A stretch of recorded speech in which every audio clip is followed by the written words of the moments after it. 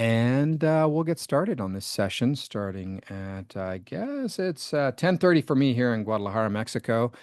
Keeping it real, centering creativity, voice, and choice in AI enhanced learning here at MyFest, July 31st. And welcome, Heba and Maria are our facilitators today, about a 2-hour session. And I will remain quiet and pass it off to you. Thank you, Ken. Okay, so we're going to get started. So today, what we're planning on doing is kind of giving a bit of insight into how we've used AI in our classes. I know this is like a really hot topic and everyone is talking about it and how to do it. We're talking about different aspects of how we've used it in our classes. So we're going to start with talking about benefits and challenges of using AI in education, looking at some exploratory activities that we've used to start introducing AI, and then looking at how we've used AI in our course assignments, focusing on three main phases: planning, development, and reflection. Talking a little bit more after that about voice, which is a concern, student voice with the use of AI. How does assessment change with the introduction of AI into our teaching and learning? And some student feedback that we've gathered about AI in one of our approaches. Um, so, what is a word that comes to mind when you think of benefits of using AI in student learning? So, since we're a small group, maybe we can just say whatever we want, so we don't have to type in the chat. What comes to mind? Like, what do you think are benefits of using AI in student learning? Does anyone want to share? David? I Go would say ahead, David. it's personal tutors Okay. Ah. that can be used for individualizing, and it doesn't matter, hour of the day or time zone or the other kind of challenges. It's still not a human, but it's help. Definitely. I think that's actually one of the benefits that we have down as well. Does anyone else, I mean, want to participate? Ken or Yesip, Yeah, you want? mostly as search, replacing what we've traditionally been using for search in the last 20, oh, Yeah. almost 30 years actually, since the search engines came out. Yeah, for sure. Okay, so how about challenges?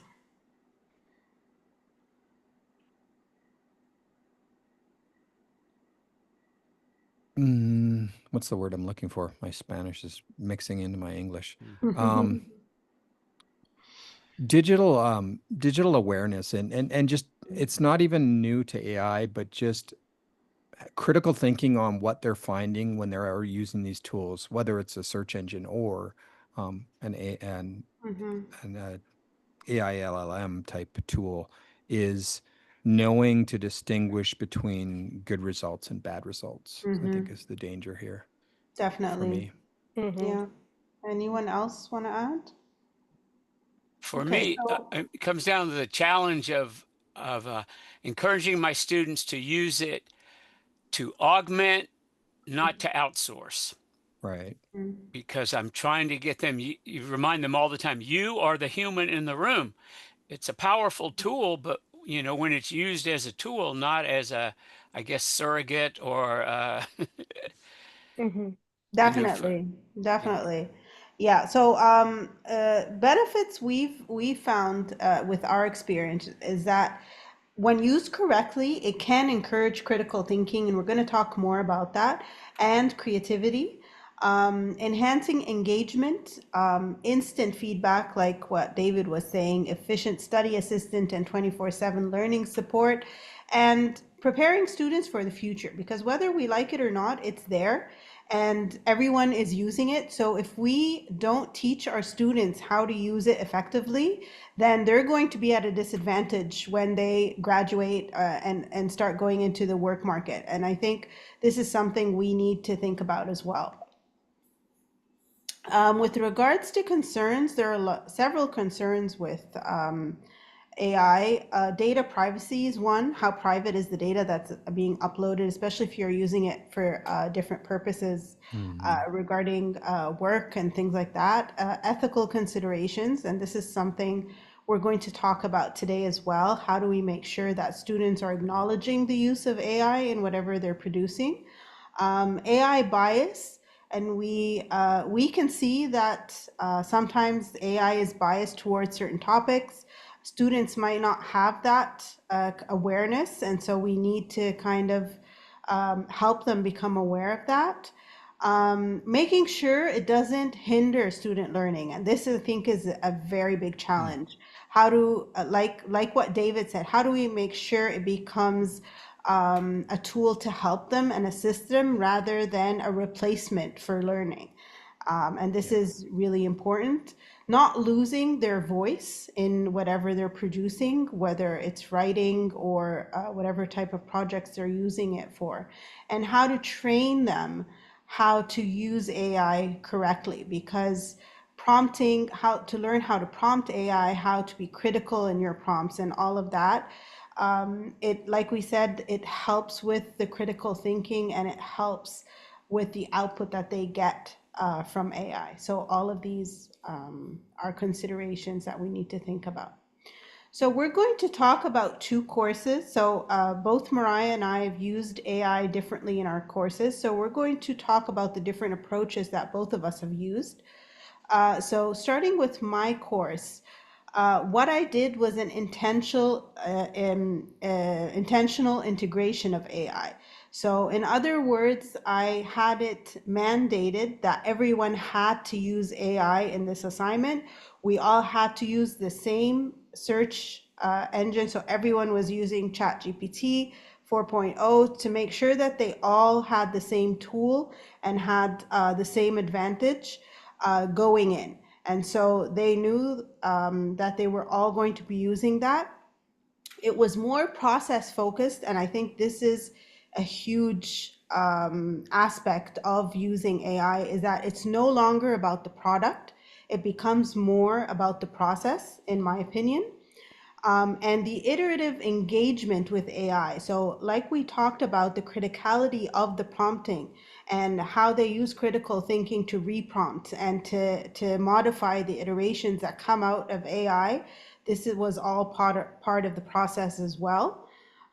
Human agency and critical oversight. So, as we've all mentioned, it's not a replacement. So, they are still the humans in the room, like David said. They have to be able to take a look at the output and be able to make sense of it and make changes to it according to what they see is fit. Transparent documentation of AI involvement and explicit acknowledgement of AI's role. So they had to explicitly say that they've used AI in this writing assignment and cite it as well in their references. And then development of critical digital literacy, which we discussed is something that our students now need. And of course, the ethical and responsible use of AI. So those were mainly the points that I used in my approach for integrating AI into my course. Mariah will run through her approach and walk you through it. Thank you, Heba. And hi, everybody. It's nice to be here with you all today. Um, we forgot to say, I think, at the beginning that both Heba and I work at the American University in Cairo. So that just provides a little bit of context for you. So in my course, I mean, I teach a variety of different courses, but I'm focusing particularly on a course that I just taught this spring, which is a research writing course for freshman students, okay, for first year students. And I've taught this course before, and in the past, I was getting increasingly uh disillusioned maybe and frustrated, and it was really kind of just emotionally not in a very good place. And the more I reflected on it, the more I realized that there was something wrong with my approach. And I think that I felt like and it really is reflected in this first bullet point, which is like um realizing the need to shift from policing and sort of trying to, I don't know, steer or be in charge of students, like taking the responsibility for students' use of AI and putting it all onto the students to have their own agency to develop and explore how they want to use AI and to hopefully encourage a little bit more accountability. And with that shift, I can't say that it's like a panacea for all. Like it didn't solve all of my problems, but to a great extent, I think I kind of reconnected with my love of teaching writing this semester. Whereas for a couple of semesters prior, I had just been feeling like, oh my gosh, I can't read any more of these AI generated essays. They're just like mindless and don't seem to have any meaning in them. So I think that was the main thing I was focusing on. And I wanted to actually give some space for students to just kind of explore and freedom of choice. So I sort of I basically had them choose to use AI however they wanted to. And I told them from the beginning, the whole point of this is just to learn to explore and try out different uses of AI and see what we think for ourselves so that each one of us kind of develops our own attitude towards AI and our own sort of decisions about AI based on our experience, right? And so that was kind of the approach I was coming at it from. And again, along with what Heba has talked about with emphasis on critical thinking and really thinking carefully about the choices that we're making. So they couldn't just use AI however and not, no, they had to actually reflect on it, reflect on why they made those choices. And we had lots of discussions along the way as well.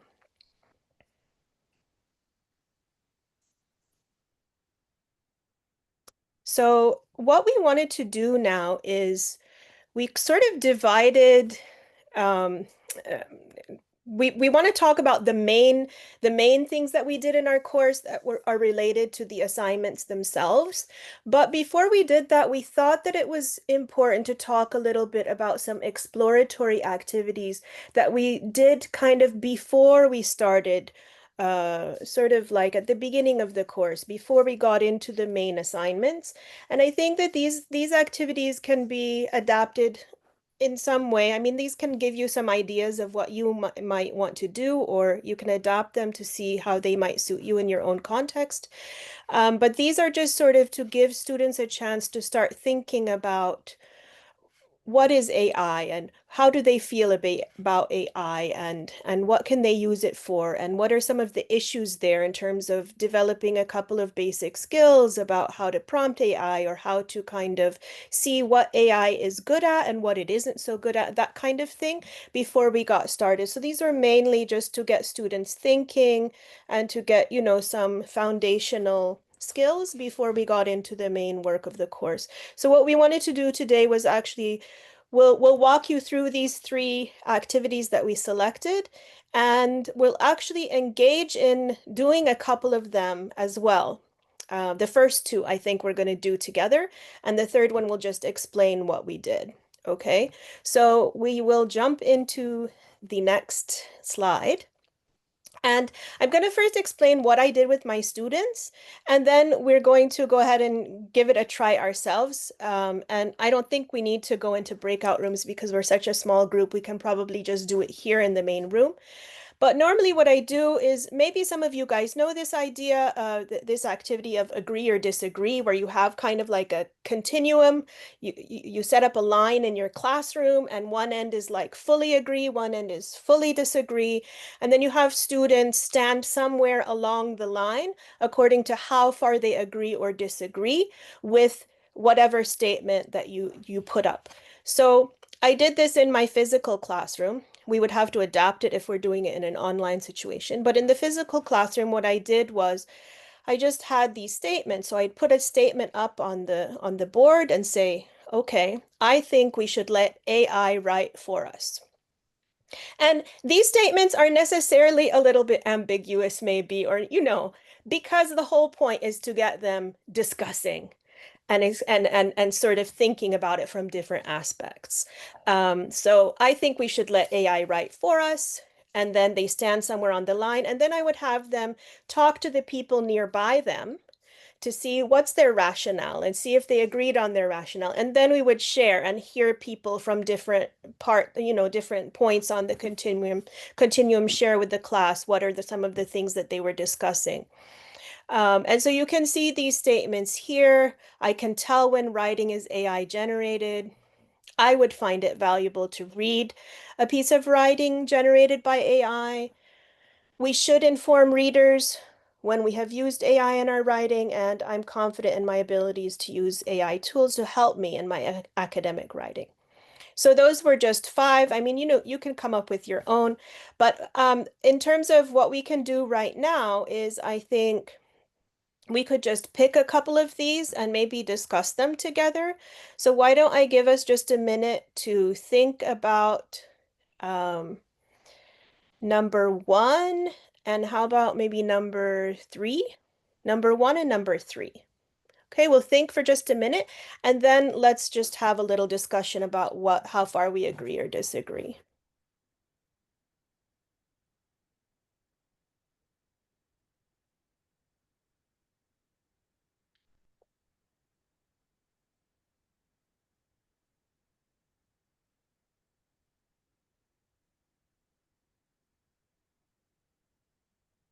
And hi, Noura. Nice to see you. Hi, sorry for joining a little bit late. No, no, not at all. It's lovely to see you again. Thank you. Yeah, I think this is one of the topics that mostly concerns all of us. It really does. As much as sometimes we're also like, oh my gosh, enough of AI. But then AI is still there every time we go in the class, and we're like, oh my goodness, how do we, adapt this now in light of AI? So I think, it's necessary. Yeah, Absolutely. yeah. Yeah, and, Okay. and I was one of the people that took a while to embrace AI actually. I was really worried about how students, especially because I teach writing. And so I was really worried about how this would affect the learning. And so learning more about it, I think, can open up a whole different aspect. Now I really believe that it can help if we use it correctly or properly. And so we're hoping that this session will help you as well. Thank you. I All must right. admit, I was also late in embracing AI. I admit. And sorry to interrupt. Okay, go ahead. No, no, not at all. No, it takes a big adjustment. Anytime something new and transformative comes in, it takes time to figure out, okay, what does this mean? Mhm. Uh, and we have Ken in the chat here too. Yeah. Oh, thanks for that Some of comment, you will Ken. assume as a computer science prof I'm using it all the time, but I actually don't have an account with ChatGPT or any of these. There's reasons, but like you said, Maria, we have to have these conversations with our students. We can't just, stick our heads in the sand and pretend it doesn't exist and have the conversations about their Yeah. use. But for me, it's a lot about the ethics. It's a lot about the Yeah. ethics of this. But And some of and I these love that you both have these different experience perspectives that you're sharing here. This is awesome. Oh, I'm glad you find it useful and interesting. Oh, It yes. is. It is really like you can learn so much from different people's experiences and ways of thinking about it. But I think that was one of the things I was a little bit concerned about maybe is that what if there's some students that don't want to use AI? And I felt like I'm not sure if I can really require them to use it. And so I think that's also why I thought I need to leave it kind of open. You can choose to Yeah. use it as much or as little or not at all as you want. But again, I still need to think more about that. I think Uh, it's both valid. And our institution has our own custom interface build um, of the ChatGPT for our institution that we can use. And then that does afford some protections and other things for our students. So we're going down that route as well. yeah, no, I think that that's really important to consider, and I hope all institutions will follow that lead, actually. But so why don't we chat about one of them? Um, Hmm. Why don't we, okay, let's talk about number three. Maybe just talk about one and then we can move on. So let's talk about number three. I would find it valuable to read a piece of writing generated by AI. Would anyone like to share their thoughts on this statement? Jump in, Nora, David. I would find it more valuable to dissect. Maybe that's what you're implying with this, Right. right? Because I love it when we have we'll have our students um, generate a summary, an analysis, whatever it is, and then have them go in and ask questions about what's going on, right? Trying to teach them AI literacy is you don't accept it. It sounds very authoritarian. It sounds like it really knows what it's talking about, So I think there's a tendency to just, okay, this is what it told me. I'm going to copy that and I'll paste it or do whatever I can. But I like it. There's so many ways to use it where and you said this, I think, right? Teach critical thinking by having students analyze it. You can also do it. It's interesting to have different tools look at the same thing, Mm-hmm. different AI Compare. tools, I mean, and compare the results. Why is it? Why is it that this is what ChatGPT says versus this is what Perplexity says or Claude or the rest of them? Any thoughts to add there, Nora, That's a Yasi? very that's a very good idea.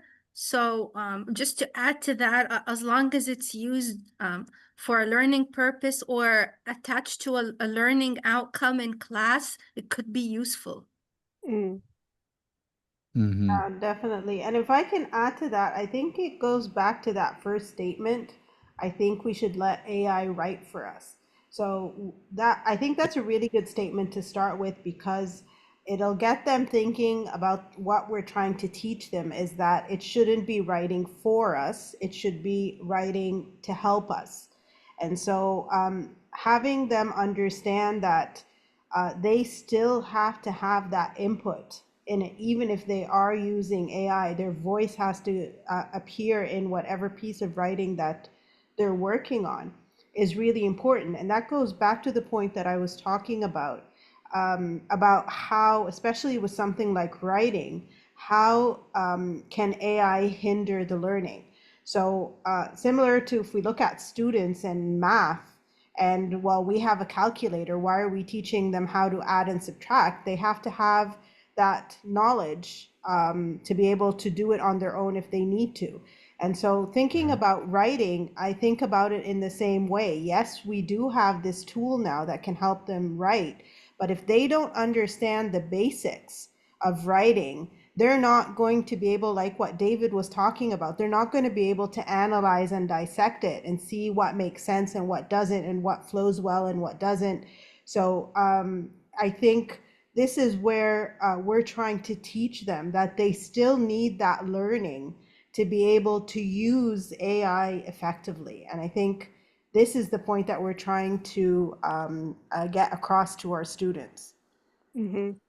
And I think, Interesting. I mean, it's helpful, like number three and a few other statements that aren't listed here, just different things that we discussed through this semester are coming from the perspective of, okay, you're the reader. How do you feel reading this? Because I think a lot of times they may not necessarily put on that hat of the reader.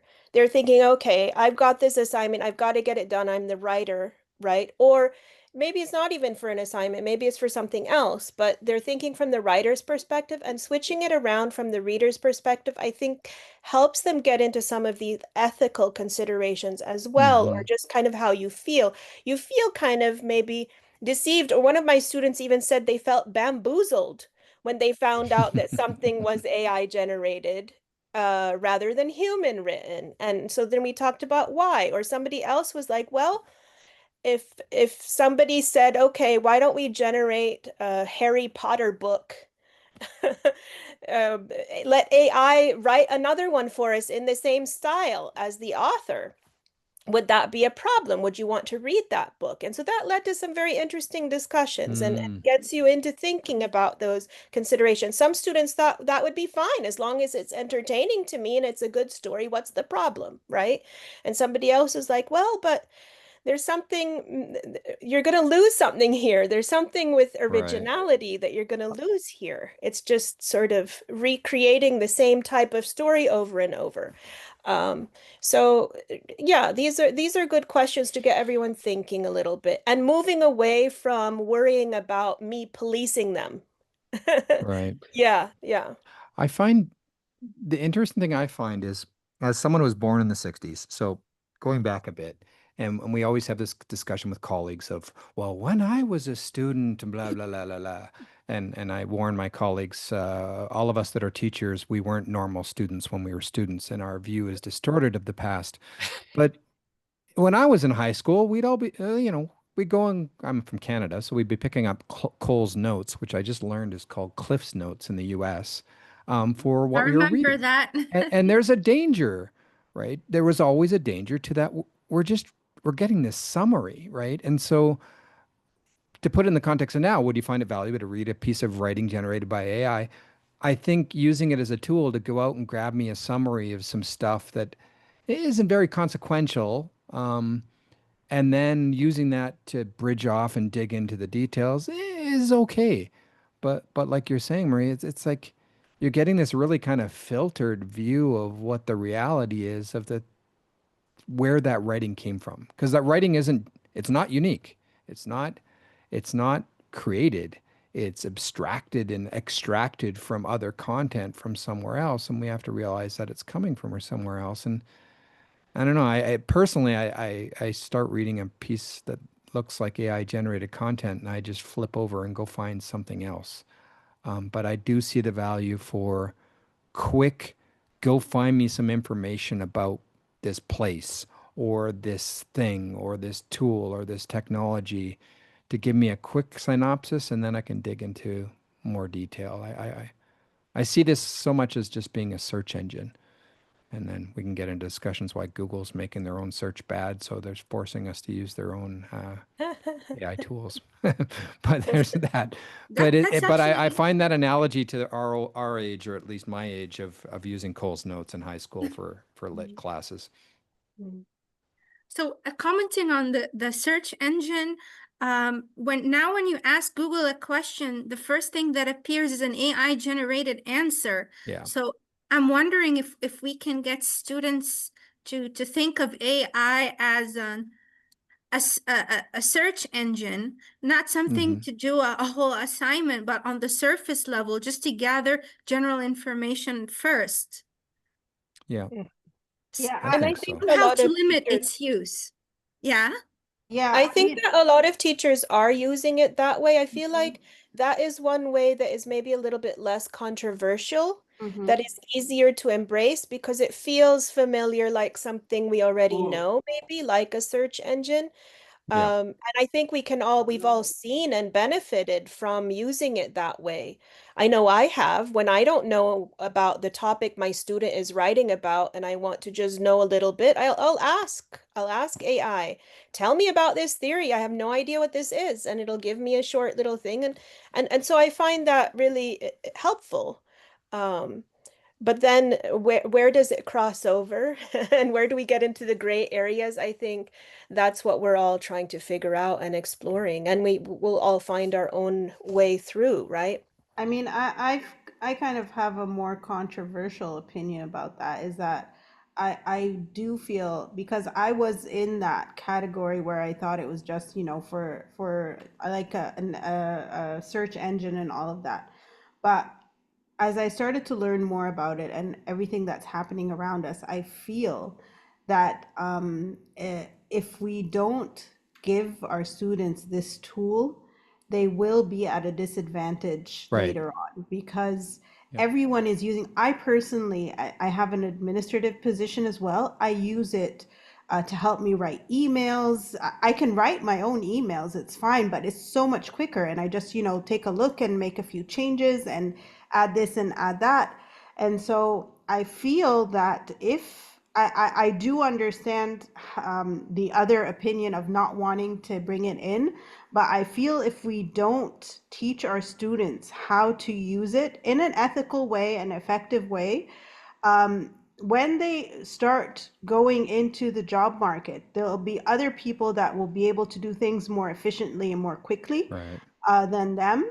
And I feel that there's no way around it. We have to start bringing it into the learning system. And I do understand the controversy. I do understand all these ethical issues. So I do think we need to be very careful and really look into how we bring it in. But that's just my opinion. I feel like there's no way around it anymore.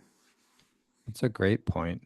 So for me, And I'm less worried now about students because I know that there will be a lot of wonderful teachers who are mindful of student learning and the learning outcomes. But yeah, I'm worried about the greater sort of nuanced tasks where now something like peer review is assigned more to AI. And there is this ridiculous article that I shared in the chat that says, oh, the problem for peer reviews is to just give peer reviews more to AI, and how it just goes into fallacies. One, because it assumes that AI is like a peer, which is something misleading. Two is because of the idea of the indirect, like an indirect injection of prompts, which is also something that yeah, many people wouldn't be able to catch because of like the white text on a white white text on background white background. and so on and so forth. For somebody like me, though, I would be able to catch it in a glimpse of an eye because I use a screen reader and the screen It's reader reading does it not to you. see. And Yeah. and therefore this kind of rotten publishing industry is now getting on top of a lot of I would say massed failing destruction of creativity, and therefore I'm also worried about doing like dissertations and research and all that, and now with people believing blindly with like in AI. Now, how can we make sure that it's real and it's authentic? I don't want to read. I don't want to Hmm. go to Google Scholar and get a source that is full of whatever tapestry, whatever, full Yeah. of I don't know what, but it's just full of AI gibberish generated text. And I think, I mean, there's so many different areas, but definitely the whole publishing industry.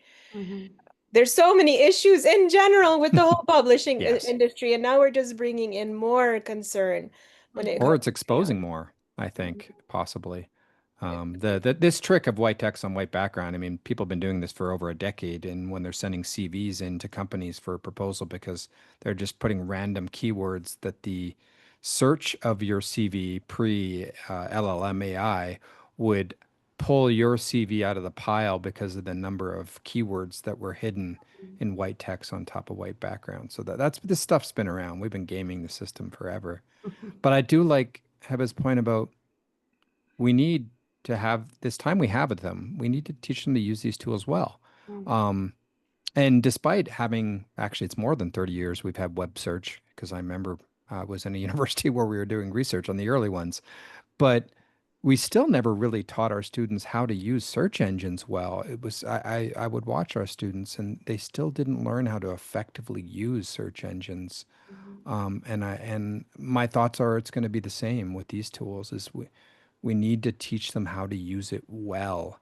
Um, I mean, I've run into students and faculty who don't know how to, put their search terms in quotes or add a plus in front of it and all sorts of other tricks for Google search or other search engines. And that's almost 30 years later that people don't know. So I really, really agree that we need to teach them how to use these tools well. And I know ethics is a farther topic today, and we'll dig into that much more Yeah, when we that's a go huge get issue, there. definitely. Yeah. Yeah, no, these issues are really, yeah, there's so many conversations to be had. And here's the But maybe prompt. we Yep. should Yeah, yeah. get back to the next It's activity. an endless if we start getting into Mm-hmm. that. Yeah, So don't I talk mean, about the publishing industry. We'll yeah. go down a big avenue here. Okay, so going back to the exploratory activities, and just to remind everyone, these are just activities before we actually start the main project to get them kind of acquainted with AI. Some of the students maybe have like different concepts on how to use it or haven't used it that much. I think teaching them, like what Ken was talking about, teaching how to use a search engine. So teaching them how to use AI and how to prompt AI is very important because the Instead of assuming prompt they know. makes such a huge difference in the output that AI will give you. And it's not only about how you start the prompting, it's how you follow up. And this is something that we actually, or in my assignment, I actually graded, was the critical thinking that I could see in the follow-up prompts. So they would prompt something and then there would be an iteration. Okay, so the follow-up prompt is now looking at, I want to talk more about this, or I want an analysis about that, or I want to organize it in this way. So the criticality of the prompting was very, very important in this assignment and was part of actually the assessment of the assignment. So for an activity, the instructions that are in green, imagine you want to use AI to support, this is something that we're going to do together. So this activity is directed to the group, but of course you can modify it for your students in any way that you would like. So imagine you want to use AI to support a classroom activity or lesson. Write a prompt you could give AI to help you plan or enhance this activity. Take 2 minutes to write down your own prompt and feed your prompt into your AI tool.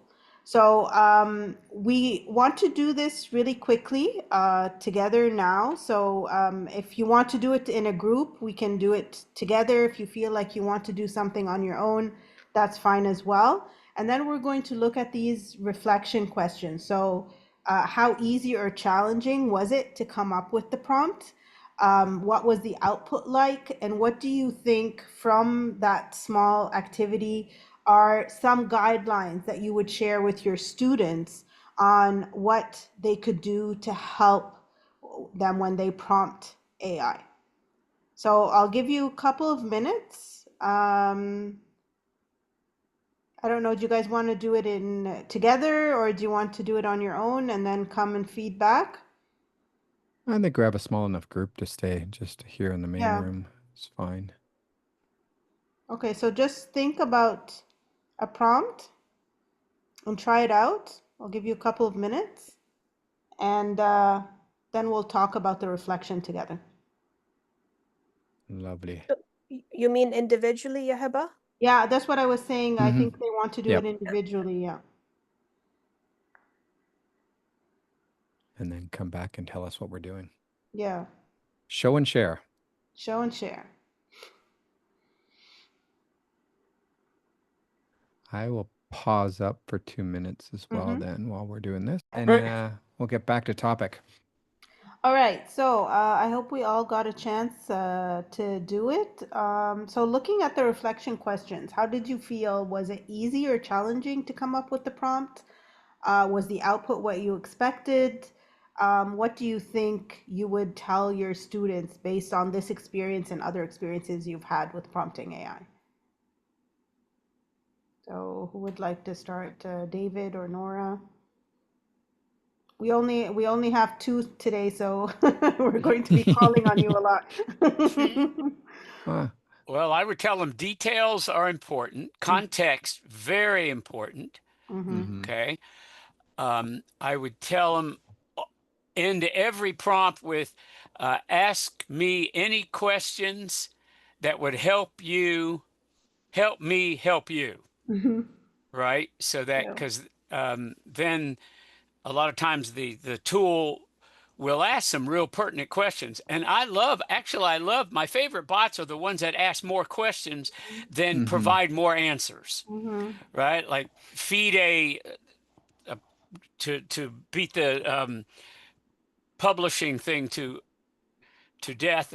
Feed a peer-reviewed article into it and say, what question should I be asking about this article if I really want to analyze and digest it? And the tools do a pretty good job, I think, of coming up with the questions to ask, because then you can take that right to the next assignment where the student reads the peer-reviewed article and they take the questions and try to answer them about that. So details and context, telling the AI who you want it to be or act as. Yeah. All right, because you get a very, very different response. And then, of course, the target audience, who are they? Because I think we all are familiar with the explain quantum physics for an 8-year-old, right? To an 8-year-old child, you're going to get a very different response than explain quantum physics to a physics major, right? A graduate major. So that's it. Context. Who do you want the persona you want the AI to take? Who the target audience is, and then, like I said, I always tell them at the end of every prompt, ask me what other information you need in order for me to help you. Gets them into thinking more of using it to prod them rather than answer them. Yeah, excellent points, David. Nora, do Hmm. you want to add anything or should And I had the same train of thought. mhm, It could be utilized perhaps as a pre-writing or pre-reading activity in the exploring stage. And you can kind of ask the tool certain questions to, help the students get into the topic and maybe know what they're trying to look for. definitely. And we're going to talk a bit more about that when we talk about the planning stage. So definitely we're going to be talking more about that. The AI guidelines that we've came up with, these are just a few. David, you've touched on a lot of them. So writing a clear project description, so what you want AI to do, assigning AI a role, and as David mentioned, this makes a huge difference. So if you're acting as an instructor that is looking for something, or you're acting as a student that wants, a university student that wants to do this, giving AI a role makes a difference as well. Providing context for the project, specifying output details, so how you want the output to look like, setting specific rules if you want them to include this, not include that, don't do that, do this. And if you have output examples, sometimes I'm like, if I'm working on a report, I want the output to be similar to this output, and you feed that in as well. It helps AI come out with a similar output, instead of you having to go through several iterations to get there. So yeah, so these are some of the guidelines that we talk to with our students.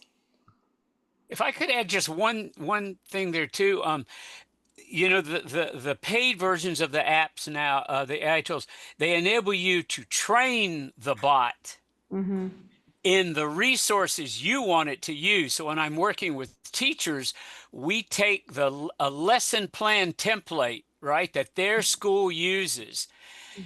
When we get the bot to help us generate differentiation activities, or cognitive load reduction thing, or whatever it is, that being able to train it and have it use the resources that you want it to use rather than its general knowledge base, a lot of times you can get closer to what you want. Exactly. Yeah, for sure. Thank you, Yeah. David. I haven't yet bought one of the paid ones, and so I haven't really had the chance to explore, but I've heard so many other people talking about these types of things that makes me feel like, okay, maybe I better just bite the bullet and pay for it um, to see what it can do. So we're moving on now to the last kind of activity that we can do, just sort of exploratory type activities, getting our toes wet, basically, in the beginning of a course. And so this activity would actually follow on very nicely with the one that Heba talked about, because you can then use that knowledge of prompt writing right away.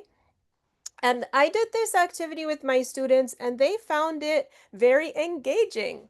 They really loved this activity. You never know. So many of these activities are hit and miss, right? But this one they really loved. And so what I had them do was I got them into groups. And first I had them just look at two examples of two paragraphs that had been generated. Actually, both had been generated by AI, but I didn't tell them that. And one was like really kind of stuffy, overly verbose, very long. You know, AI can do that very well. Like it sounds very scholarly, but also it was sort of meaningless. And the other one was much more kind of down to earth, written simply and easy to read. And then so that kind of got us talking about what are the difference between these two, which one is engaging, and sort of have that. So then we came up with what makes writing engaging. And then I said, okay, now you're going to go in your groups. You're going to select an issue that you care about in your community. Um, and each group chooses a different issue, right? And then you're going to ask AI to write a paragraph about that issue for you. You're not allowed to type anything yourself in the actual paragraph. Only AI can generate this paragraph. You can prompt AI as much as you want. And the challenge here is to make this paragraph as engaging to read as you can possibly make it without you actually going in there and typing anything yourself in this paragraph. And they thought this was really exciting. I think it also kind of was like freeing for them in a way. And they took this as a challenge, like, oh, I can get AI to come up with this very engaging paragraph. So when they were done with that, each group had a paragraph and they practiced their prompting skills, right? And then we looked through each one. I had each group look at all of the other groups' ones, and they were sort of deciding, okay, well, which one is maybe the most engaging? But then looking at each individual paragraph and picking it apart. Well, what's engaging about this paragraph and what isn't? What is not engaging? And this led to some really important insights. By the end of this activity, they all realized a number of important things, that it's not about how academic sounding the language is that makes it engaging, but it's more about if it speaks to you personally in some way, if you can connect with what's being said in this paragraph, or if it and many of them noticed that it didn't feel like there was something they could connect with, or it was missing an example, or something that for them would make it more engaging. And so then we got into the discussion of what AI can do well and maybe what it doesn't do so well, which is bringing in that maybe personal touch to the writing. And so it was a fun activity. Yeah, I'm gonna definitely use this one again.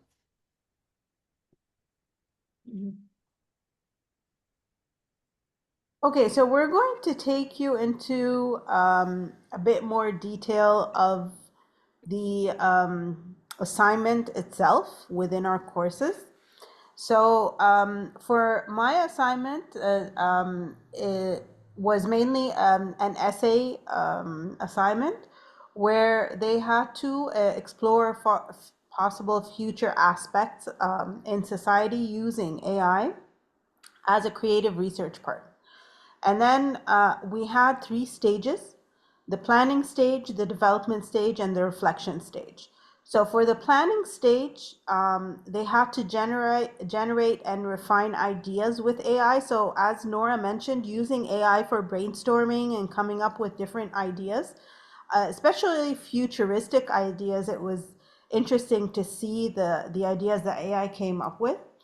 And then they had to choose the most promising concepts through different critical engagement. So they had to give like a rationale why they chose that idea out of all of the others, and look at, as I mentioned, iterative drafting. So how to start with iterations. And so AI would come up with specific ideas, and then they would prompt back to kind of help it analyze and modify the ideas and come back with different concepts until they were able to kind of narrow it down and finalize into just a few concepts.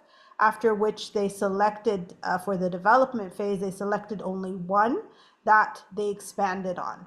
And so that planning phase was, I think, really helpful. And we're going to talk a bit more about that using AI. And then the development phase is their actually development of the drafts. So having select an idea, integrate research into it, and then use AI to help support their writing. And then the final part, the reflection, which both Mariah and I used in our assignments, was really important, especially in these early stages of using AI, to have them reflect on the process and kind of document their personal learning experience using AI and what they would do differently maybe next time. What did they feel AI did well? So kind of that reflection on the whole process using AI was really important as well. Yeah. This also gets them, if I may add, to develop a sense of responsibility for what they use, to acknowledge that they use it. Def- definitely, and that's one of the main purposes. We have this reflection, and as we look, as I had mentioned earlier, we make sure that they mention in their references that they've used AI, and in the essay itself, in the introduction, that AI was a partner, a research partner in this project.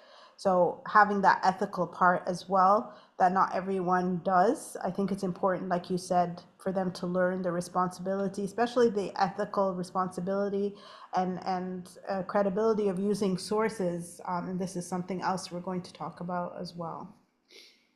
Yeah. And I think that um, it kind of takes away that taboo that students might think there is about using AI, and that tendency to hide it or have to kind of, find a way to fool their teacher or whatever. Like we're trying to get away from that kind of tension that is there sometimes in the classroom, and instead let's just bring it out in the open.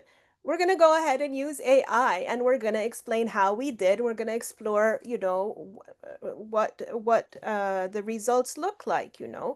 Um, and so I had that same kind of approach in my course, although I mean, I did use it a little bit differently than Heba. In my course, as I said, it's a research writing course for first year students. And in the past, I mean, I've always had students like explore and choose their own topic, but it was done as a more kind of traditional type of research paper. Um, I've done it a few different ways, but this time I decided because, I was thinking so much about this issue of AI. And I was thinking, if I choose an autoethnography as the format for the research writing, it will do a couple of different things. One, it will allow them to bring in their personal experience and make it more accessible and hopefully more meaningful to connect with research, because they're bringing in their own life. Because autoethnography is basically where you explore your own self. So you are the data, basically, right? And you're exploring yourself in relation to society in some way or another. And the purpose, of course, is for transformation. Um, and so it's one way that I have found really meaningful for students to connect their own life with research. So it's a great way to get started on learning how to do research writing because it's so meaningful. But at the same time, because it's based so much in your personal experience, we have a clear issue now with AI, right? There are some parts of that autoethnography that AI can help us with very well, but there's other parts that it really cannot, right? It cannot tell the stories for us. It cannot tell us what was meaningful in our own life for us, right? And so there has to be that personal element. And so that's why I chose to use this approach of autoethnography. And I had like four main stages. The main purpose of like what we were doing with the course was I wanted them to explore a passion that they have and how they could use that passion to make a difference in some way in the world around them. So everybody had this same sort of focus, but they had to figure out what their passion was and what was a way they would like to make a difference to end up with a question. So for example, it could be, how can I use my love of my passion for chemistry to, I don't know, make a factory more sustainable, for example. Could be something like that, right? And then, so once they journaled about these things. So in the first stage, they journaled about these things and they analyzed their journals to develop a meaningful question, a research question. And then in the second stage, they had to write a rationale for their research question, which was based on the journals they had done. And then the third stage, they had to connect with the literature that's out there, to connect with scholarship out there related to their topic. So they had to find some theoretical connections and explore them to help them frame how they were going to explore this research question to answer it. And the fourth stage was to develop answers basically to the research question. And then throughout this process, there was ongoing reflection on how they were using AI and planning for using AI or not. And some of my students used it extensively and then scaled back later on, or didn't, continued using it extensively throughout. And there were a couple of students that chose not to use AI at all. And so it was quite interesting. There was that space to see what all of the students thought about it, and they were discussing it with each other throughout. So it got them thinking and helping them kind of formulate their own sort of ethical stance towards AI use for themselves. So that was in my course. Yeah. It's good that there are some students who are choosing not to use it. Yeah, I And was surprised about that as well. and Yeah, it's good to make sure the ones who are using are acknowledging how they're using it and how it helped them on the assignment. Absolutely. And so that's why reflection and making it very clear throughout and discussing throughout was really important. Yeah. yeah, and so in both of our courses, we kind of had three main phases: the planning phase, the development phase, and the reflection phase. And we're going to kind of walk you through what we did in each of these phases in both of our courses. Okay, so for the planning phase, as I had mentioned before, how I had them use AI in the planning phase was mainly for brainstorming and generating ideas. So, how do you see asking AI, giving the prompt, act as a university student that is working on a project related to I don't know what, and all of that, and what ideas can AI come up with? So teaching them how to do the prompt, how to look at the ideas, and then how to produce follow-up prompts, like I said, that shows critical thinking and that helps refine those ideas until they get to 2 or 3 ideas that they are passionate about. So in the instructions, they had to like generate about 10 ideas and then filter them down into 2 or 3 ideas. And then for the development phase, then move on with one single idea that they were going to expand on. So I felt that AI was really helpful in this brainstorming phase, and really helped them generate different ideas and prompted a lot of unexpected ideas that maybe they might not have thought of on their own. And Mariah will talk about her planning phase. Yeah. So what I did as one of the things for planning, I didn't necessarily call it planning, but it sort of fits into that mode. What I did was I had students journal, as I said. So I gave them a few different prompts, and this was to explore what they are passionate about and what way they might want to make a difference with their passion.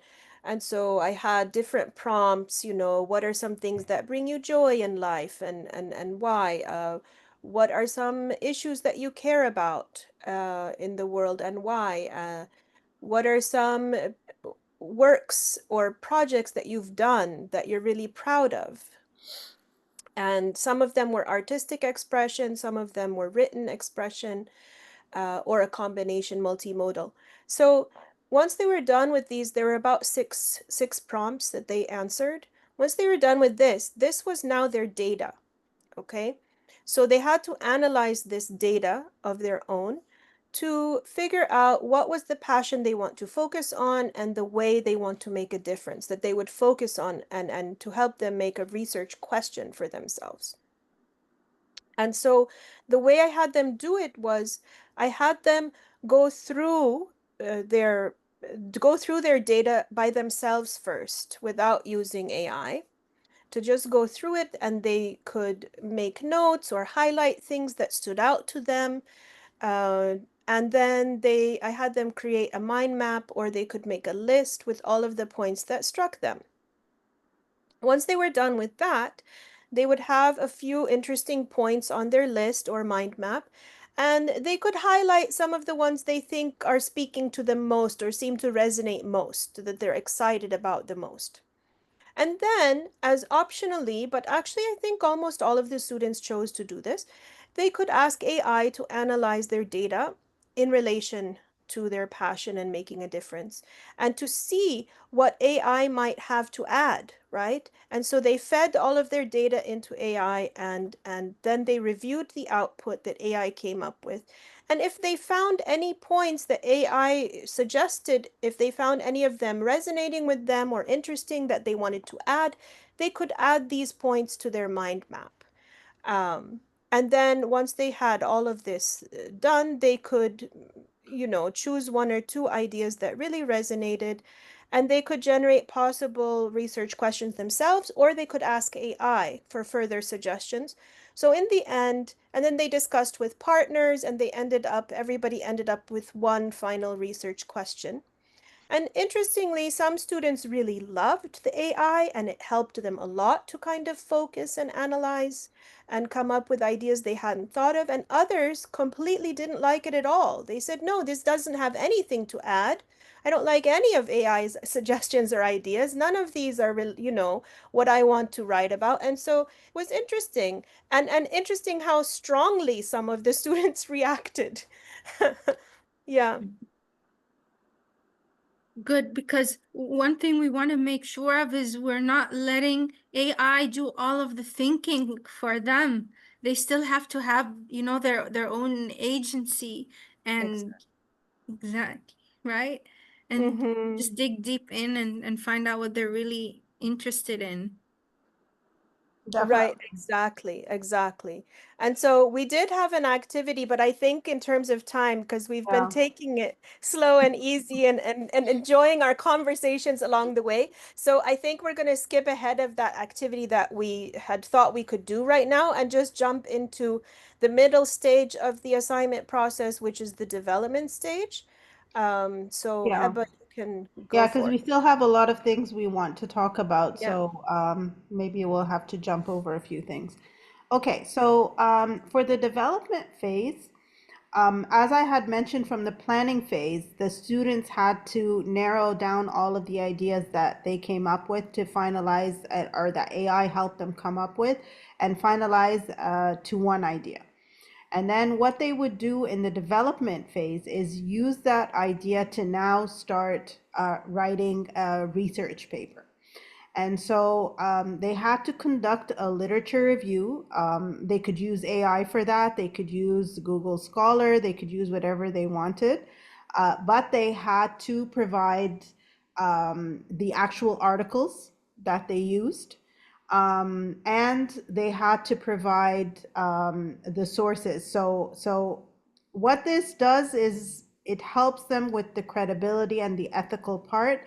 Is we all know that sometimes AI can come up with stuff that doesn't maybe really, it's not an actual source. It doesn't exist sometimes. Sometimes it doesn't have the content that's in it isn't really what is related to what they're writing about. So this actually, the fact that they have to submit the articles as well helps them take a look and think, and kind of hopefully help them with that ethical side of the research and the sources. They could then use AI to help them structure their arguments and help them write their essay. and incorporate the sources that they found, whether through AI or through any other scholarly search engine. Then they would start developing drafts.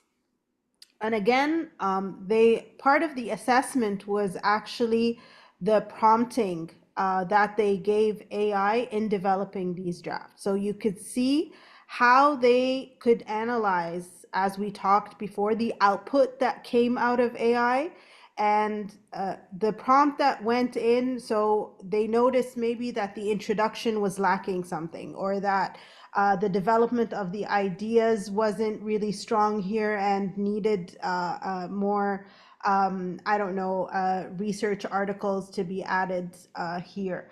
And so these prompts shows actually the critical thinking and how they are analyzing the output and fixing those iterations that are coming out of AI.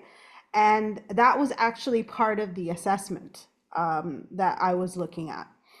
And then after they came up with an iteration from AI that they were happy with, they then had to manually edit that final iteration. So they had to track changes in a Word document and show the changes that they've made manually, which was also graded. And so this, and I tried to explain to them that this is to help maintain their own voice in this iteration that has come out of AI. So what changes? So even after all of these prompts, what do you still feel needs to be changed or needs to be adjusted? And they're going to be, that goes, like I said, it goes into the assessment as well.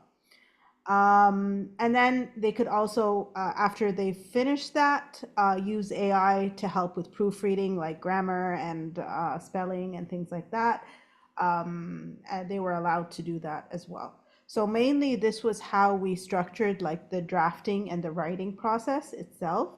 And like I said, the assessment now has to look into all of the process, not just the product. With the use of AI, it could easily be generated by AI. So you need to kind of complement that product with how they got to it and the critical thinking that was involved in producing this final essay or this final piece of writing. Mm.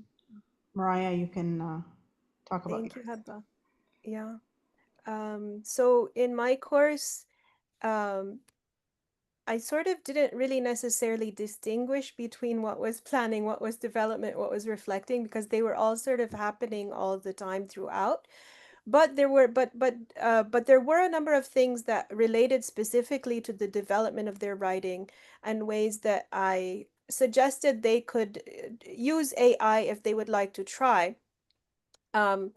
So one thing that I made sure to do throughout the process was I had them set goals for themselves. And they had to write down what their goals were for whatever draft it was they were working on, for whatever section of the paper they were working on. It was one paper that they spent the whole semester writing, basically, this research paper. And so there were like three kind of main sections. So for each section, there were several drafts, and each draft I had them include this part about goal setting and including they would kind of be reflecting on how they felt about what they had done with AI so far, the choices that they had made with AI and how they felt about it. And then based on that, what goals they might have for AI for this draft and what they might or might do differently in this draft based on their learning from the last draft. So I had them sort of ongoing goal setting in relation to their writing as a whole, but also specifically to their use of AI.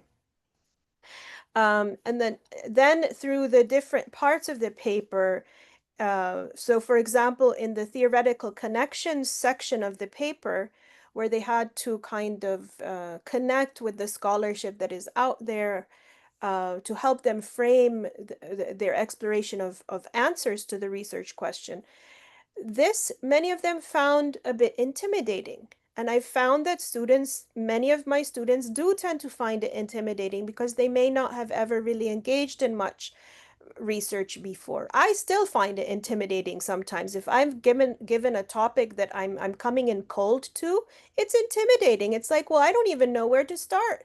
What is this topic? I don't even know what's out there. I don't know the terms. I don't know how big or small this body of research could be.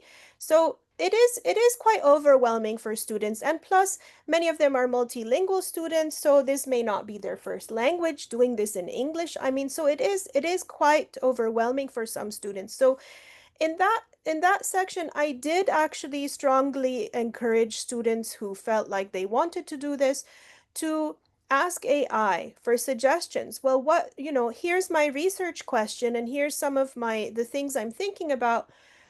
What could be some theories that could help me unpack some of this, or could help me in trying to answer this question, and to give me some suggested sources. And if they and so they did that, and many of them, I felt, in the end, ended up with really strong theoretical connections section compared to the kind of things that some of my students produced before. And it's hard. I'm not exactly sure how. I think most of them did read some of the original sources. It's possible that some might have said they did but didn't. It's sometimes hard to know for sure, but I think many of them were encouraged to actually read once they figured out, okay, this is the theory I want to use. Now I have a little background on what this theory is and who the main scholars are about this theory. Let me now go and read this suggested source. And so then it became much less overwhelming, and I think it made the process a little bit easier, especially with the time crunch that we were in as well. So that was another way. And then in developing answers, they asked AI if they wanted to. They could ask AI for more suggestions, concrete answers to their research question. And then similar to Heba, using it if they wanted to for helping them organize their writing better, proofreading, and so on. And I made sure that they also included an AI disclosure statement and reflection in it. It went kind of together. Here's how I used AI, and explaining why they decided to do it that way, and then how they felt about their choices.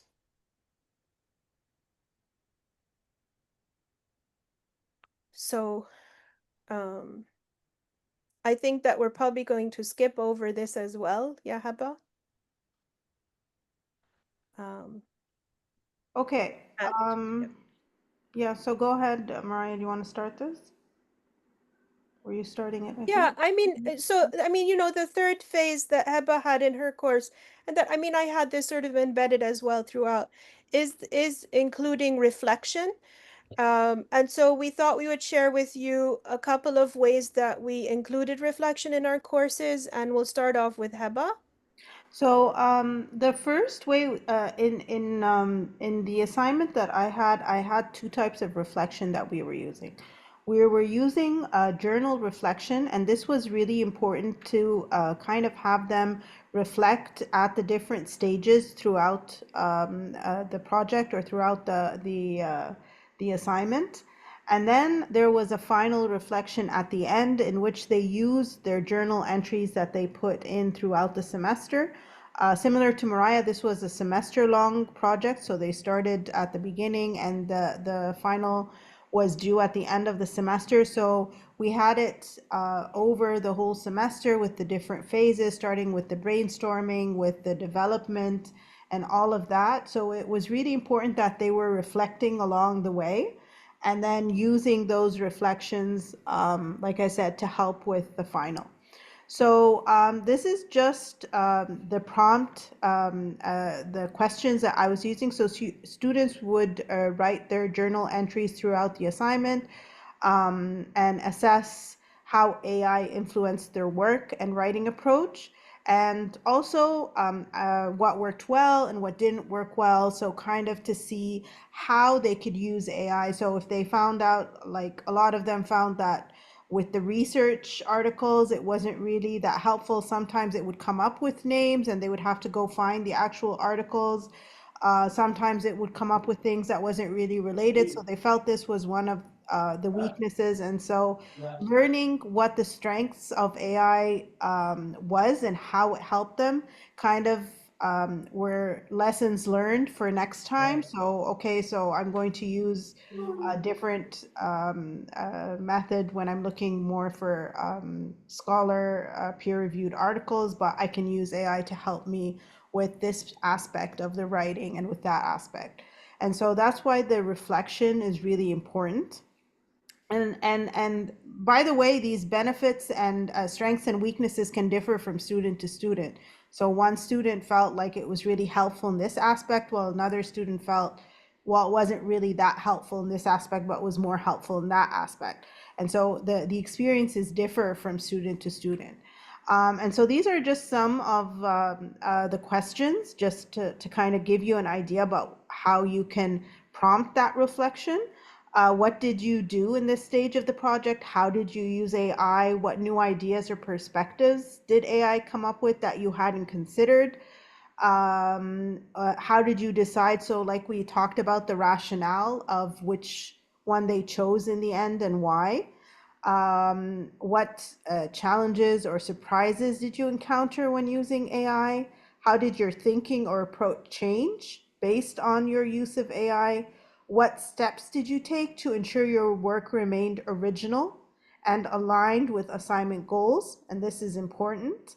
And what will you focus on or do differently in the next phase? So this was, again, at each of the phases. So we're talking about the planning phase, the development phase, and then the final reflection. So you would have them answer these questions after each phase. Mm. Thank you, Heba. And actually, this is one of the reasons I love working with people and love working with you. Like all of those questions, some of them I hadn't thought of before. So definitely I need to bring in some of those questions into the reflections I have students do next time. Um, so I also did something similar to Heba throughout the process, as I said, but I'm not going to focus on that because it's quite similar to what she was talking about, basically. But one thing I thought that was, so another way I also tried to embed reflection into the course was to have them engage in peer review. I mean, they have to do peer review anyway. It's sort of a requirement in the course. It's kind of a standardized multi-section course, right? So they have to do this peer review. But I thought, we need to have a lot more discussions. We're still formulating our views. I'm still formulating my views. I don't know what I'm doing still with AI yet, right?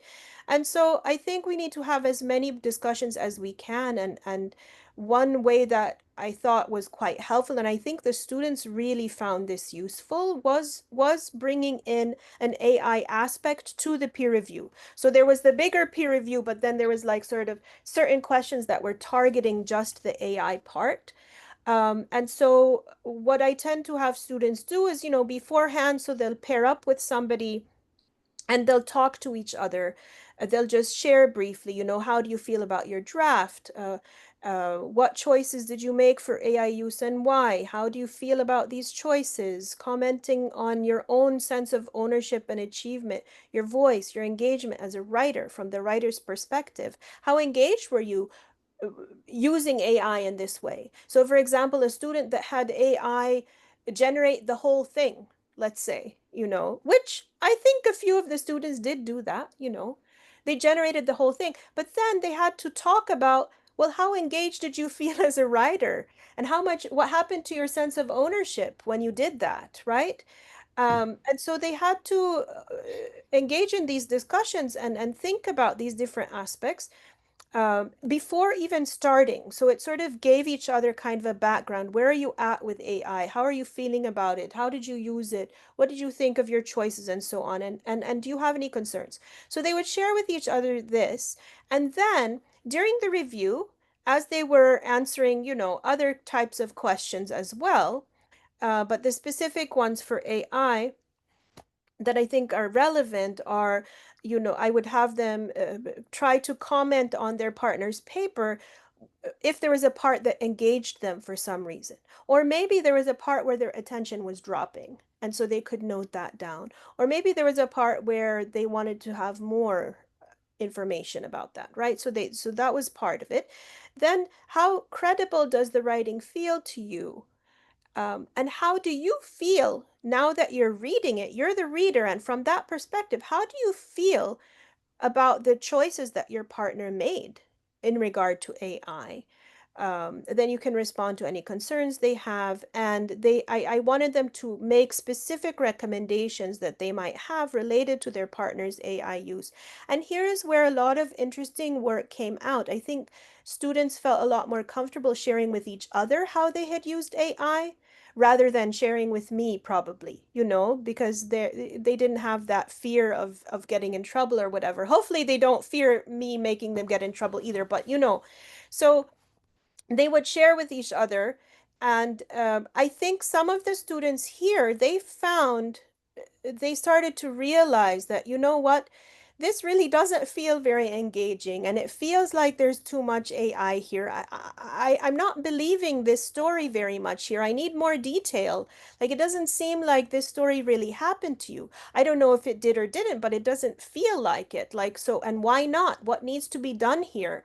And then it would come out, maybe the other partner would say, oh, well, actually AI generated this for me, and so, okay, well, what do we do? And they knew they were going to be assessed on how engaging their writing was, so that became a central concern throughout. And I think this activity all in all worked quite well, um, for those that took it seriously. So yeah. Thanks, Mariah. And so for the final reflection, I had some questions and I told them that they should look through their journal entries to help them with this final reflection. And the final reflection, they were not allowed to use AI. So this had to be a personal entry that they did themselves. So looking at some of the questions, how did using AI shape your research process and creative thinking throughout the project? And so having them reflect on how they use their creative thinking throughout the project is really important for them to see the aspects of creative thinking.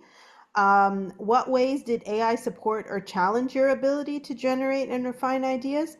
What were the most significant benefits and limitations? How did you balance AI with your own analysis, judgment, and creativity? What strategies did you develop to prompt, evaluate, and revise AI outputs effectively? And this is the point that David had mentioned at the beginning, is the analysis of the output. And how has your perspective on the role of AI changed as a result of this project? What skills or insights will you carry forward into your future work? And if you were to repeat this project, again, asking that same question, what would you do differently and why? So these are all, again, you can ask different questions. These are some of the questions that I asked them in their final reflection, to have them really reflect on the whole process and to really leave the project with a learning experience on how to use AI in future courses or future work. Mm. Yeah, so really I think that my reflection assignment was similar in many ways to Heba's. In our course, we are also required to have students do at least two reflection assignments. And so I had one of them be a final reflection related mainly to their choices with AI use over the course of this semester. And basically they had to think about, they could reflect on kind of what they'd learned about themselves as a writer during the semester. They had to think about their current philosophy on AI use and where it comes from and what they believe and don't believe and why, and how they think, like what they think in terms of their sense of ownership and their writer's voice, like that factored in as well. And then that was kind of the reflective aspect. And then I usually like to include some kind of connection to goals going forward as well in any reflective activity. And so I had them think about, who are you becoming as a writer going forward? and focusing on a couple of points or goals that you want to work towards. So some of them ended up being related to AI for the goals going forward, and some not necessarily. You know, it just depended on the student. I didn't want to make to put too much emphasis on AI because again, there were a couple of students who did not want to use AI at all, and so they don't want to write about their goals going forward using AI, right? Because they've already chosen I'm not using AI and that's it, right? So I left it a little bit more open-ended for part two. Um, and so that's what I did for that, for the reflection. So we thought what we could do now is just a quick kind of check-in activity now.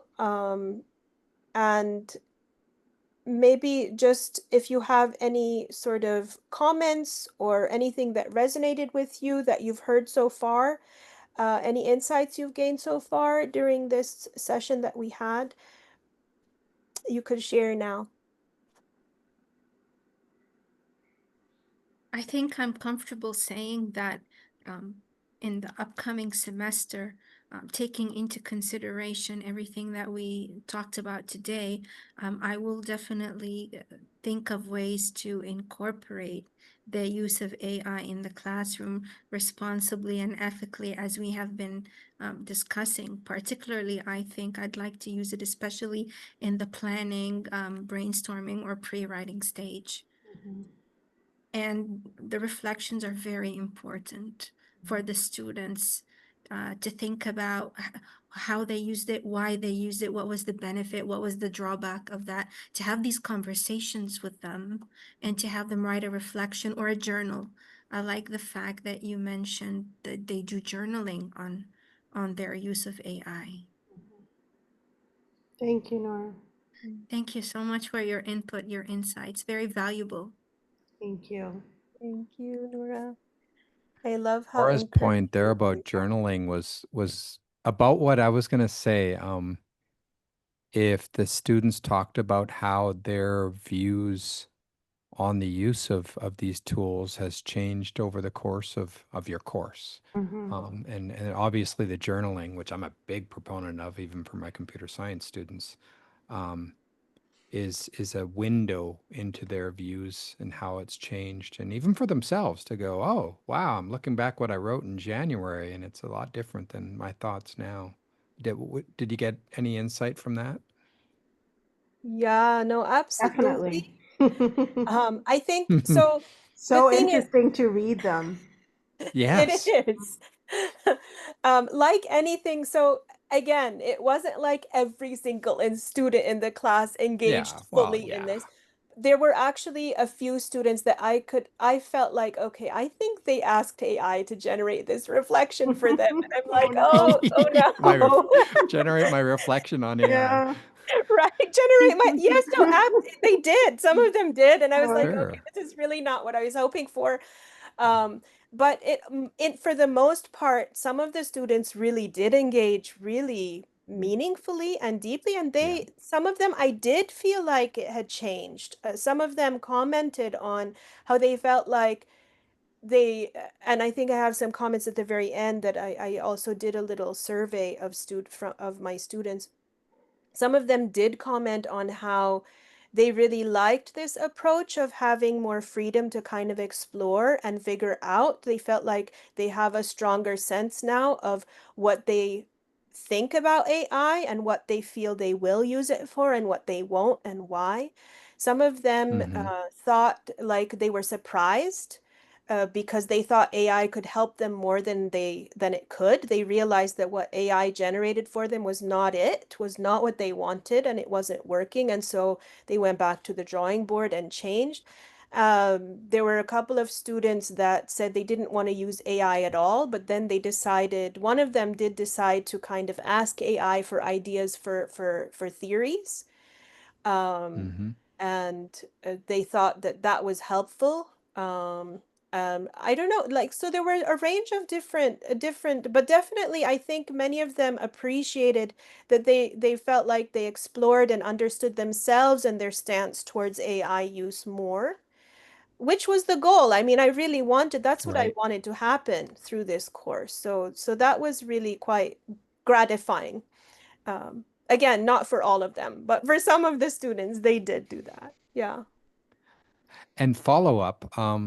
So I am a big believer on when we do things differently, like you're perhaps different than a lot of your colleagues and their other teachers, that you're encouraging the use of these tools. Did they talk to you at all about the fact that it took a while for them to kind of trust you on this? Because for me, the word of trust in education and encouraging our students' learning is so key. Did you see that? Mhm. Yeah. Yeah, Yeah. absolutely. I mean, I don't Oh, know for if you want sure. to say something about that or not, Heba. Yeah, I mean, I do feel that they kind of felt it was a different experience that we were asking, because for me as well, it was mandated. Everyone had to use Mm-hmm. AI, and this to them was like new territory. What? What? We have to use AI? What's she doing? What's this assignment about? How's she going to grade us if we're Yeah. using AI to produce an essay? And so they don't, they, because at the beginning they think, oh, this is going to be so easy. We are just, going to get a prompt and we're going to put it into AI and produce an essay and we're done. But then they realize all the bits and pieces that go into it and the process that's involved and the grading throughout the process that's involved in each of these phases and Mm-hmm. steps. And then with the reflections and the discussions that we have and all of that, they start to realize what they're learning throughout this process. It's not about feeding AI and getting an essay. It's Mm-hmm. about the critical thinking that goes there, Yep. and how we're using it to help us and not be a Mm. replacement. And it's so interesting. It was a learning process for me to read those reflections. So then I Yep. started to see what worked for the students and what didn't when they were using AI. So Yep. like I mentioned, the research part was something that they all kind of agreed on. It was really challenging with AI and having to make Mm-hmm. sure, because, and then you give them those little tasks that have them actually need to like think and stop and see. So when Mm-hmm. they have to like attach the actual articles, then they're like, oh, I can't just use these references. I need to actually go find them and look at them and attach them to, the essay. And so you need to, it takes a lot of planning on our end to make sure that they're getting this learning process. But I think it's really rewarding, especially when you start to read those reflections and how Yep. eye-opening. A lot of them hadn't used AI in this way, just, like the simple, give me an essay about this topic and Mm-hmm. that's it. But then the prompting, and like you would give them, like I said, restrictions. So you need to prompt AI at least, I don't know, 10 times with different iterations. And I need to be able to see how the iteration has changed from using each prompt. So these guidelines and these restrictions in the assignment kind of forces the learning process. I don't like to use the word forces, but it kind of um, gives it structure and helps them actually learn what you want them to learn. So, like I said, it's challenging in how you prep it. But then I think it's just so rewarding to see what they've learned, and they all are like, oh, it was an eye-opening experience, and I learned so much about how there's so much that we can do, and Mm-hmm. it's really rewarding when you read that. So I felt You I force learned them a to go lot from meta. her. Yeah, I felt You I force learned a them lot meta from and they learned about the learning. And her. darn it, you tricked me into learning stuff. Yeah. Yeah. Yep. Exactly. 100%. I love it. I love it. I think, the word, I was thinking about the word trust that you used, and I think that is as, I think as educators, we want to be in a classroom that is built on trust, right? Mm-hmm. That's why we're there. We're human beings. We're wanting to help each other learn. And I think some of these, maybe the responses or stances towards AI has kind of been doing the opposite to that. And I Mm-hmm. think, I mean, some of the students were reflecting on the policing that some of the other Yep. professors had been doing and how that affected them. But one Mm-hmm. student, like what is really, one student, she really stands out to me in my mind, like when you were asking this point, and she was saying, you kind of, because you were stressing honesty. And at first I Yep. didn't really believe that we could just use AI. Like I thought maybe you were trying to trap us or trick us and then catch us for using too much AI. It's a But sting she said, operation.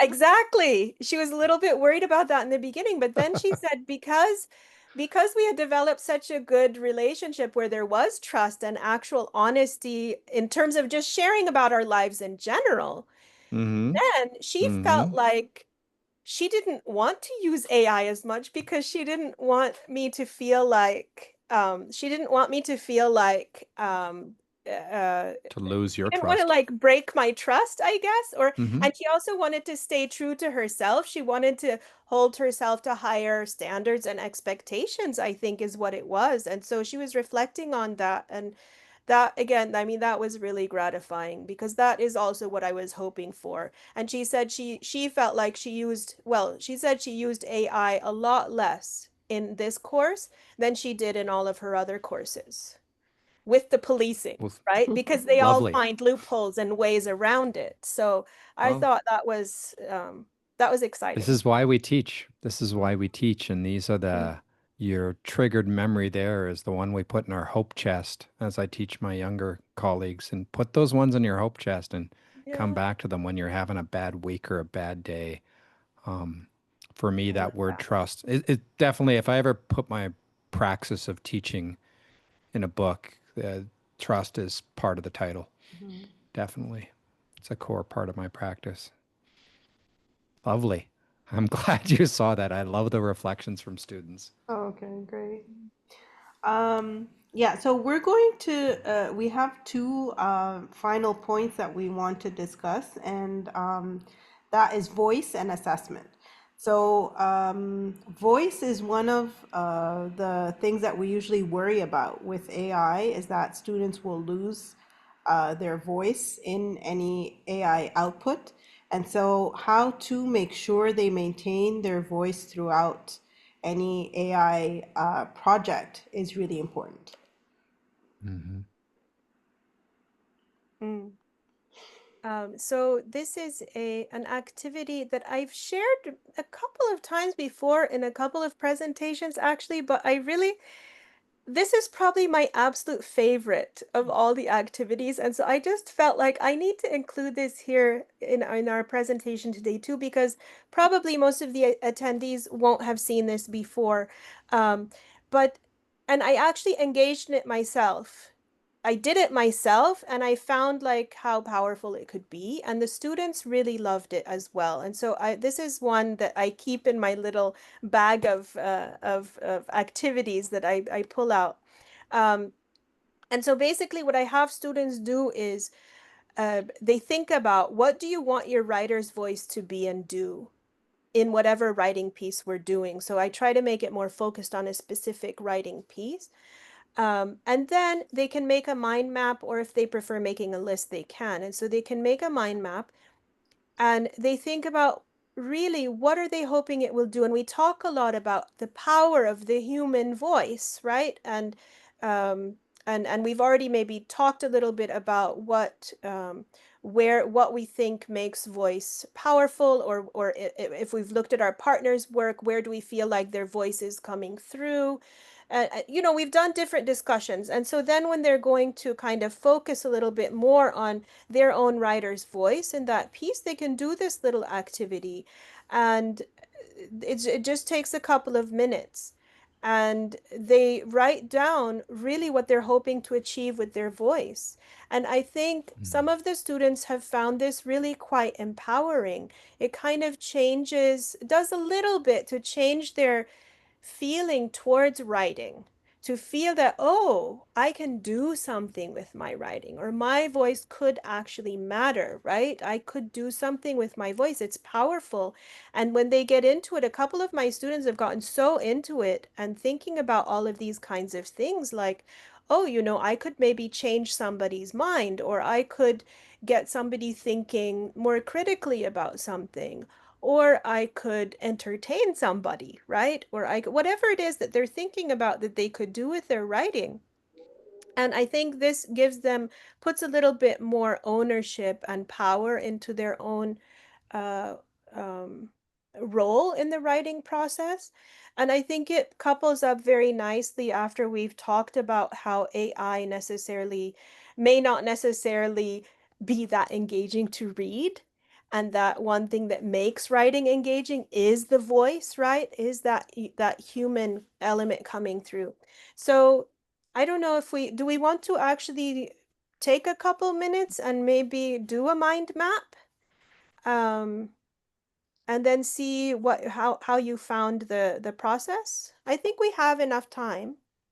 Yeah, we're Yeah, doing okay for Yeah, I time. think, yeah, we a couple of minutes maybe. yeah. So maybe like 2 minutes, write down a couple of things. Think about a recent piece of writing that you had to do. It could even be like writing your CV, or it could be an important Hmm. email, or it could be an essay you worked on, whatever it be.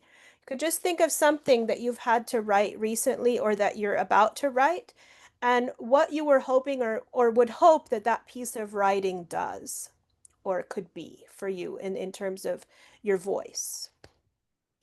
Sounds good. I'm going to pause up here. I said I'd give you a So break, but then I kept talking at you. no, no, no. Well, we're almost done anyway. It's fine. It's good. Um, so maybe I don't know if anybody got a chance to make their little mind map. What did you learn what did you learn doing this activity? Or how do you think after doing the activity yourself, how do you think that this might resonate with students or not? What do you think? What are your thoughts, Nora Helps and David? break down a main idea into sub ideas, into more minor details. And the great thing about it is that it can work with any topic or any assignment. I find it helpful, and like a key stage of pre-writing. Mm.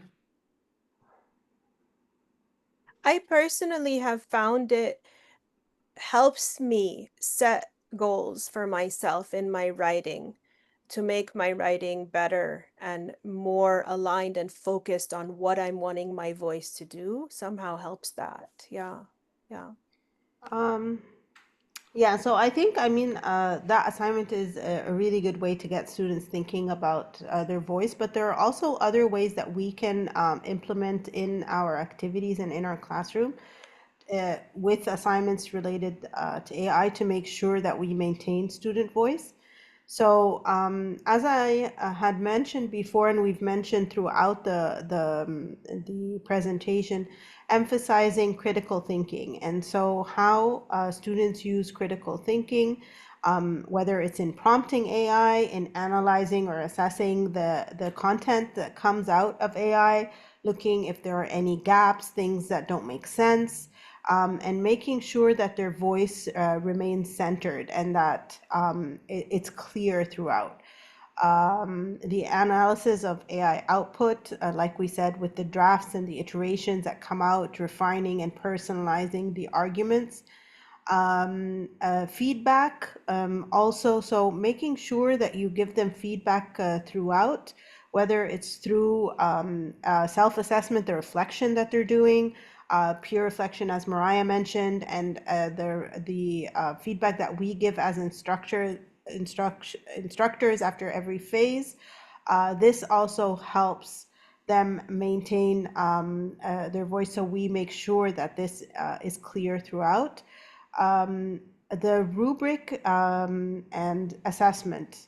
This is something that is a clear issue with AI related topics, especially writing assignments.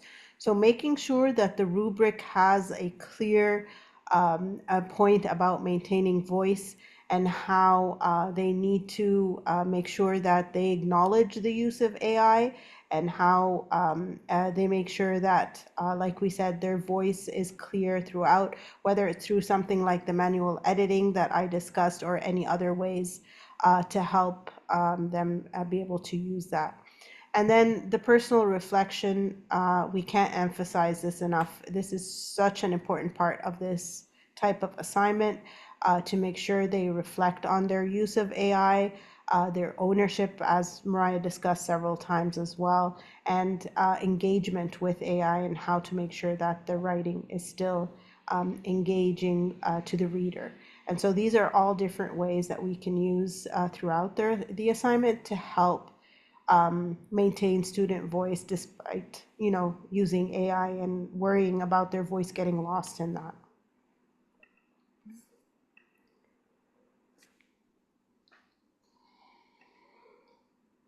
So with regards to assessment, I'm very quickly going to go through this. We've mentioned it again throughout several times, is that I believe assessment with AI can no longer focus on the product. It has to focus on the process as well.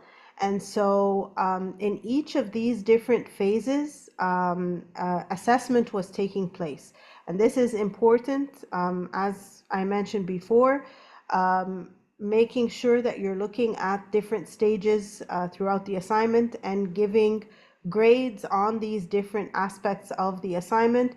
In addition to, of course, the final research paper gets a grade as well. So in the planning phase, the generation of ideas, like the rubric included generation of ideas, how many ideas they were able to generate, the criticality of the prompts, the different iterations, and how the iterations changed as they prompted AI. The process work was all graded. The manual editing, where they had to track changes and make their own edits to the final iteration that came out of AI. The final research paper, of course, is graded as well, and the references that they've used and the sources that they've used for the paper. The reflection is graded, whether it's journal and peer or final. All of these go into the assessment of the project. So it's no longer the one in bold, the final research paper. This is the typical part of the assignment that is graded. Now all of these components are graded as well and need to be part of the assessment. So these are samples. We're not going to go through them, but once we have the slides shared in the chat. I think Mariah put that in.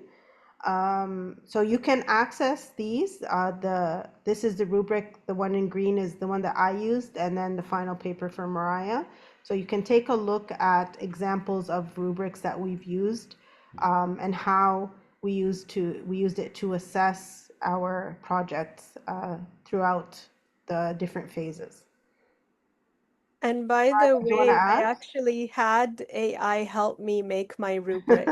I told it what I wanted just to see what it would come up with. And I liked some of the, like, it did some of the work for me. It helped, but then I had to go in and modify things. I felt like it didn't quite capture what I was hoping for engagement and voice especially. So I kind of went in there and modified a few things and but it was interesting. That was the first time I've ever tried to use AI to help me make a rubric. Nice. So I like the idea of having an AI rubric. I personally haven't thought of that, but it's a great idea. it is because some of them are kind of repetitive. The descriptors, you want it to like kind of be the same thing for each of the five if you have the Mm-hmm. 5-point scale or whatever. So I found it can get some of the repetitive work or it's something to go off of and then you modify it. Yeah.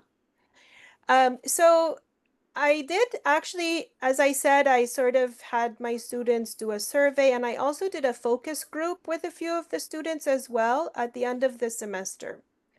And so these are from the focus group. These are what a few of the students shared. I thought that it's just nice to see in their own voice how they felt. I think in the green is the girl I was talking about, Ken. Though I don't know if that part of what she was saying is here, but that was that girl. The one Yeah. who didn't want Yeah. to use AI, yeah. Yeah. That's the These things are so wonderful. Like I said, keeping in your hope chest, or in Mm-hmm. Spanish we call baúl de recuerdo. Yep. Yeah. And so you can see they used it in different ways. Some of them only used it for like the theory part. Some used it more extensively. But at least like I felt like they were all quite engaged in reflecting on the experience, which is the main point, you know. Yeah. Okay, so I think we're going to wrap up now. Maybe just if you would like to share one takeaway that you got from today's session, and then maybe I think we'll have a couple of minutes for questions. I think we're actually out of Oh, time. are we? Maybe Pretty we Okay. can. much out of time, Oh, okay. Oh, but sorry. that's okay. I think everyone's flexible. Yeah, It was maybe interesting we what can do Nora was questions. saying about the rubrics. And Mm-hmm. at first, thank you so much. I'm so happy. I told you that I love the serendipity of when I moderate a session, and that's something I really am enjoying. And it was great, great, excellent work. We have the luxury that in our institution, they've required us to take a series of 4 short courses as professors. Mm-hmm. And one of the classic examples they do use is creating a rubric in one of the sessions, and it really did make some of the faculty happy that, oh, I can do something that's different than the standard one they're always seeing. So I love Mm-hmm. that you shared that as well. But thank you so much. This was wonderful. There any If you have maybe, comments, yeah, comments or quick questions? Thank you Nora and for all David. the ideas and suggestions that you shared because it made me start thinking about how I can really implement this myself. Oh, I'm happy that we were able to do that. Very Thank glad to hear that. That's the point. So, so we're glad to know it's helping do that. Yeah. Yeah. Oh, this And I was hope rich and that we useful. can hear more, like there's so much more to learn, but Mm-hmm. these kind of sharing sessions, you know, even if you only get one idea, that's one idea that you didn't have Yep. before, right? Yeah. So, absolutely. uh-huh. Yep. Sure. Teaching and learning go together. Any thoughts, David? Are you still there? Oh, I think So you're You muted. might. there we Mm-hmm. There go. he is. Yeah, I pretty much wrote the takeaways I took from the session. Thank you very much in the chat. I do find it interesting that if you think about what we've told students over time about the difference between academic writing and all the other forms of writing, right? Blogs, emails, essays, text, whatever it is. Mm-hmm. We've said in academic writing, you suppress your voice. You don't use words like I, we, I think, I believe. You use none of that. You try to present your information in as neutral a way as possible. And it's kind of funny to me that AI is pushing us to go Mm-hmm. in what I think is a different direction, Mm-hmm. right? Because we're telling students you need to show your voice whether you use these tools or not. And like I said, I, oh my gosh, I can remember the first time I turned in, a college, woo, um, paper and how it was. I had all those I, we, kind of things in there, and that's interesting. Yeah, that's a very interesting point, actually. It's very interesting how it makes us, think about other aspects. Hmm. Yes, I mean, that's a whole movement in and of itself is the humanization of academic writing. And there's much more of a movement towards that, I think. It was kind of coming from the Western ideas about composition and rhetoric this idea of being objective, which obviously we can't be. And so many writers are bringing in more of their subjectivity. What's wrong with saying who I am and where I'm coming from when I'm writing a paper, right? It's always been kind of a strange thing. And so I think that's also why I love using autoethnography, because that is a wonderful way to blend the personal and academic together. Yeah. Okay. Wonderful. Well, thank Thank you you all all so very much. much. Thank you. It was a small group, but it Yeah, was lovely. Sometimes it's nice being in a smaller group. You feel like you get to know each other a little bit more. yeah. Thank you all for Absolutely. Definitely. coming. Thank you. Thank you Thank so you. And much. I Thank will you. stop the recording here.